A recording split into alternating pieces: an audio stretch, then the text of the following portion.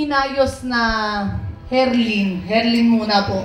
Kasi ang dami ko pong natutunan sa Magandang Dilag na dito ko po mas itinama lahat ng pagkakamali ko doon. Kasi syempre bilang baguhan po, talagang inaral ko po yung karakter ng bawat isa. Alam po natin magkaiba sila. Pero yung puso po, talagang meron pa rin po na kagaya ng Magandang Dilag. At saka dito po sa Binibining Marikit, mas pinalight po siya compare sa Magandang Dilag. Pero ito pong pagiging light na to, pero ang bigat niyang dalhin. So, yung light ba yung story, ma'am? Pero alam mong may bigat. Kasi pag-usapang pamilya, medyo mabigat talaga pagdating sa akin. So, ang makikita nyo na pinagkaiba, yung mas may puso. Yung mas may diin na, may kurot, na talagang dinirekta ka na kaagad. Yun po yung pinagkaiba. Baka kasi masabi ko lahat. Sa daldal ko pong to, baka makwento ko po bang first episode hanggang paano. I-message na lang po din sa akin, ha? Video call po tayo, kwento ko po buo sa inyo. Hindi, joke lang. Yun po. And base dun sa mga sinabi mo, sa tingin mo, Herlin, ano magiging factors para maging mas successful or kasing successful ng Magandang Dilag ang Binibining Marikit? Ayun nga po yung sinasabi ko, parang mas may pressure po sa akin yung ngayon, yung Binibining Marikit, kasi parang baka nakachamba lang po ako ng Magandang Dilag, baka sinwerte, nakajackpot lang ako noon, o baka, ang dami ko pong baka sa sarili ko na nagda-doubt po ako na kaya ko ba to, na tatanggapin po ba ulit ako ng mga tao, same pa rin po ba yung pagtanggap nila dito?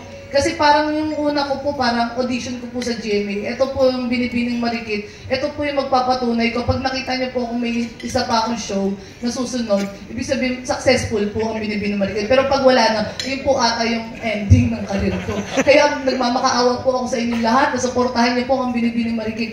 Please, para po sa pamilya ko. Thank you so much. Iyon. And for my last question for you, Herlin, kasi alam naman nating lahat, yung doon sa Magandang Dilag, napalot yun ng intriga, lalo na tungkol sa'yo, na-link ka, alam na natin yan. Naka-move on ka na ba doon? Ang tanong doon, naka-move on na po ba ang mga tao? Kasi parang sa akin, parang ever since na pumutok po yung issue na yun sa akin, parang okay, kasi parang hindi naman daw po yun mawawala. Nagpa-site din po ako para mas matanggap ko po yung mga... Nagpa-doctor po ako para po mas, parang ma-process po siya ng maayos sa akin. Bakit po may mga ganong klase ng tao na kailangan kang hilahin pababa kapag alam nilang itinataas ka ng Panginoon. So, nagpa-psych meaning psychiatry? Yes po, nagpa-help po ako sa doctor para po mas matanggap ko yung mga sinasabi sa akin ng mga tao. Kasi ma-overcome ko po lahat. Mabigat po na paratang sa akin. Kaya parang hindi ko po siya mahirap po yung naging sitwasyon ko noon. At ang hirap po mag-move on sa ganong sitwasyon na alam naman po ng Panginoon kung ano yung tama at mali. So hindi ka pa nakaka-move on? Naka-move on na nga po ako. Totally? Oo. Okay. Pero ngayon dito sa sorry. So dito sa nagpatulong nga po ako. Ayun. Dito sa Binibining Marikit, hindi kaya maling ka ulit, lalo't dalawang gwapo ang mag-aagawan sa'yo? Wala na pong kainan na magagawa. Hindi kasi parang na rin naman yung pinupunta natin dito, pag di pa natin sabihin. Kasi dalawa silang napakagwapo pag-aagawan ka. Ipapasa ko daw po kay Mamang. Hindi po. Kasi hindi mo po talaga may iwasan na ma-in love talaga sa ka-partner. Kaya parang ayoko po magsalita ng tapos. Pero ayoko din po maulit yung trauma na binigay po sa akin ng last co-actor ko. Na parang ang bigat na hindi ako naipagtanggol.